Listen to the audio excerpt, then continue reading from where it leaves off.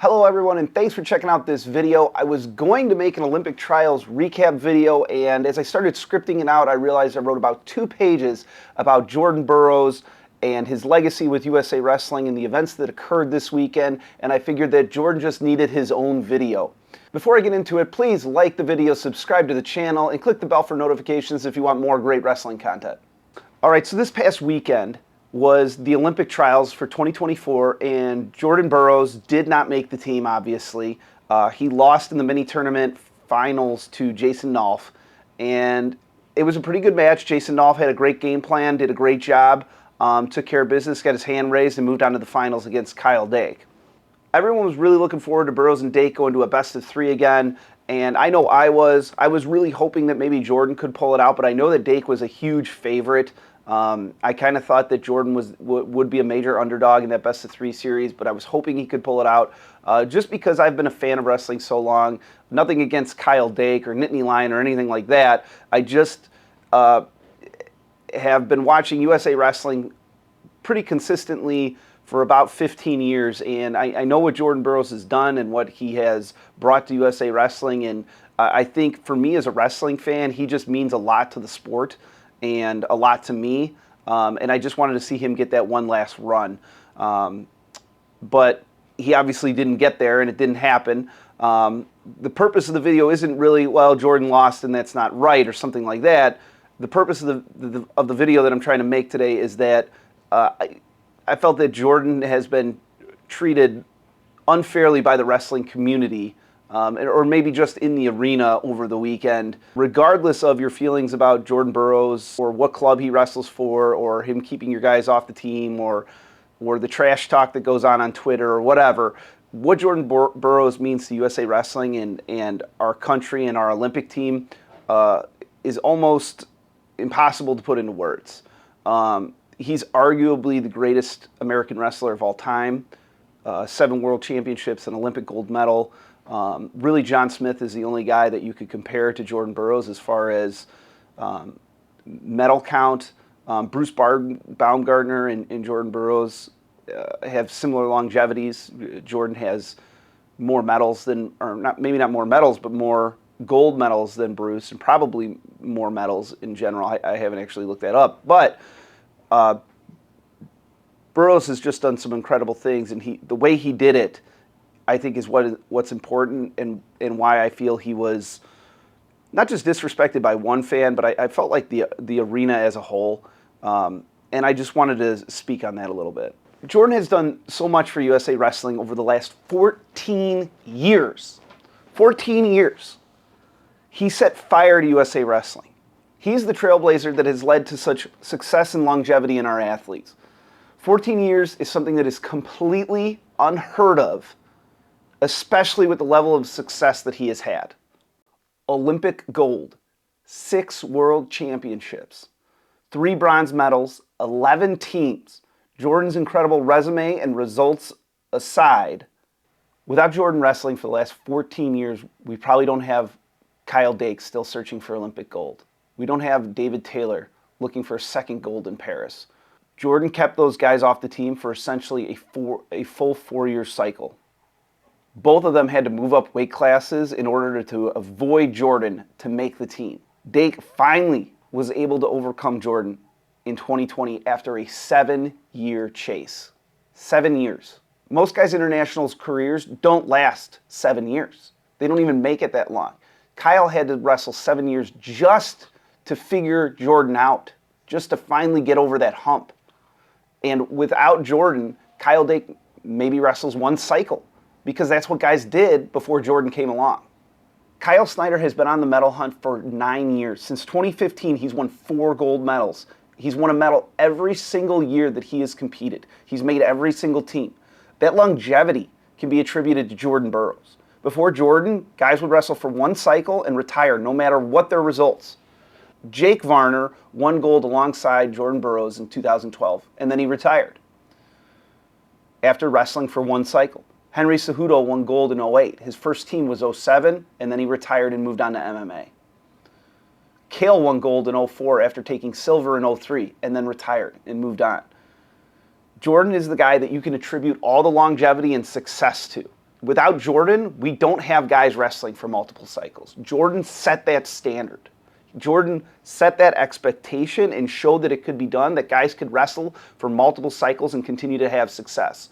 Whereas in the mid or early 2000s, we weren't seeing that. Guys would wrestle a cycle, try to get their gold. If they didn't, they just moved on. Jordan is the gold standard of performance for USA Wrestling. Now, I've gone on this long tirade because Jordan walked off the mat in silence after losing to Jason Nolf, with a fan screaming at Jordan from the stands, "Career is over. Career is over." And I'm sure everybody who's watching this has already seen the video on Instagram or Twitter, but it was basically a shameful way to treat a wrestler that has done so much and been such a phenomenal ambassador of wrestling. And I think everybody agrees that was a crappy thing to do. But Jordan has been cheered in places like Russia and Iran after beating their guy.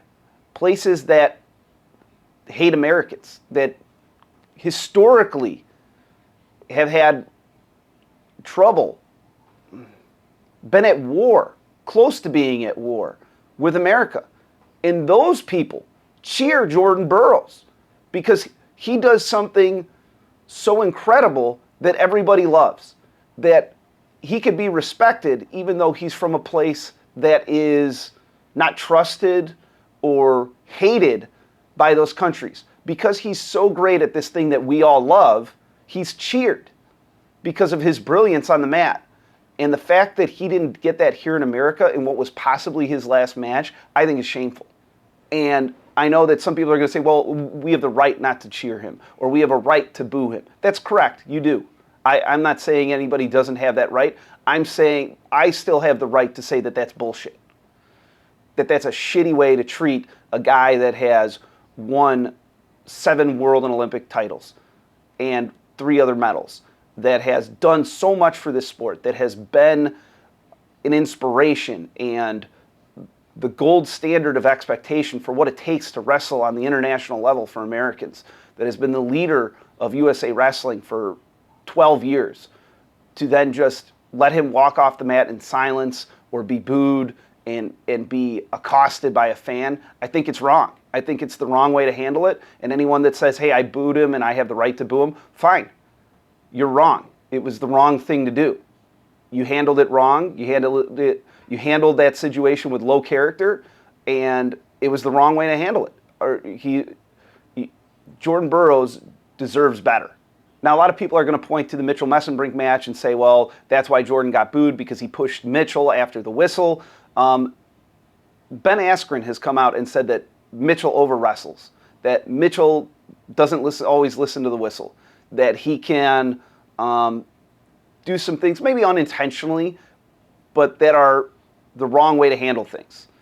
And Jordan pushed back. I could find 10 videos of guys trying to get under Jordan's skin, trying to disrupt Jordan's way of thinking, where Jordan handled it perfectly fine. You know, he's coming into what's possibly his last tournament, his last matches ever. The stakes are super high. It's the Olympic team.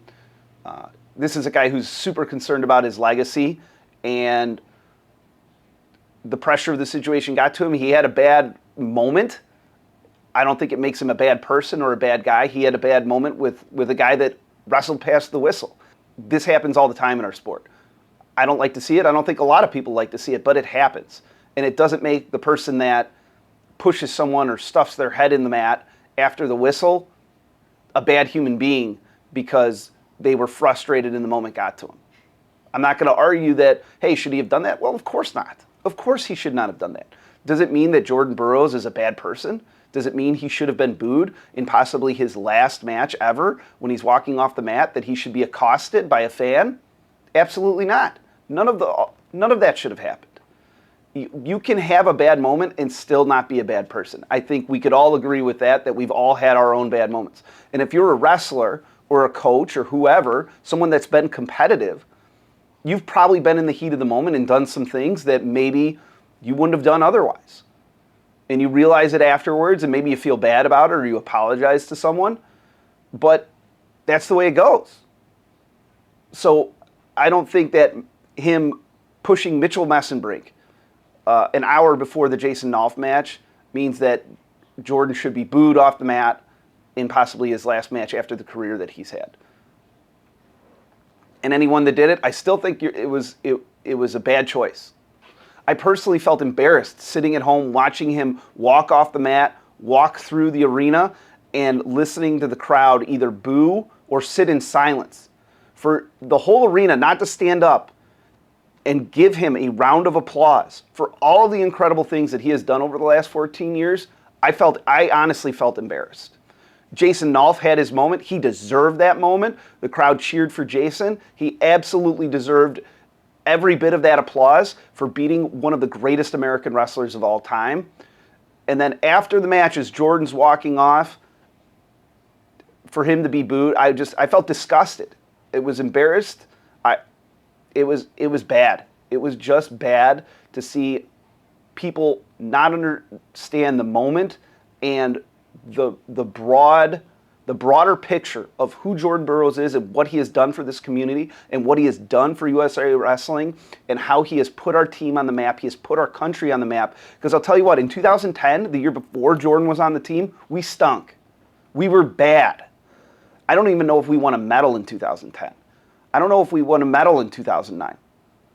In 2010, Jake Varner took bronze. In 2011, Jake Varner took bronze. Kale didn't place. Oh wait, Cejudo took a gold. I think everybody else went 1-2 or 0-1. The team stunk. USA Wrestling was bad before Jordan Burroughs got here. And he turned things around from an example standpoint, from a leadership standpoint, from a work standpoint, from a guy to dethrone standpoint. He raised everybody up. Everybody saw what he was doing, how he was doing it. There were guys that had to overcome him. There were guys that had to go up a weight, down a weight in order to avoid him, winning world championships at other weights because they couldn't beat Jordan Burroughs. And trying to figure out that puzzle that is Jordan Burroughs. He has done so much. For him to walk off like that, it was a bad moment. Jordan Burroughs has done nothing but compete with a full heart for Team USA and represent our country at the highest standard.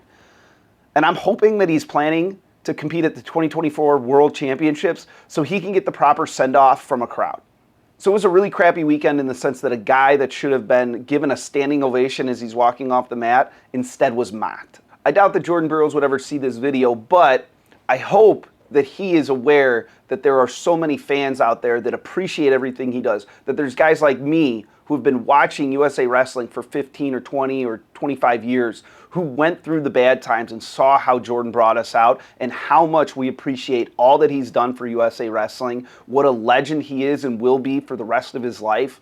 And legacy is something that he brings up all the time and how important it is to him, and his legacy will live on as one of the greatest American wrestlers, if not the greatest American wrestler of all time. And I'm sure he does know that and that it was a bad moment, but I just think it couldn't have been a crappier way for a legend to walk off the mat this weekend. So it really sucked. All right, that's all I've got for you. If you liked the video today, please remember to give it a thumbs up, subscribe to the channel, and click the bell for notifications so you can get more awesome wrestling content. Thanks, and I'll see you on the next one.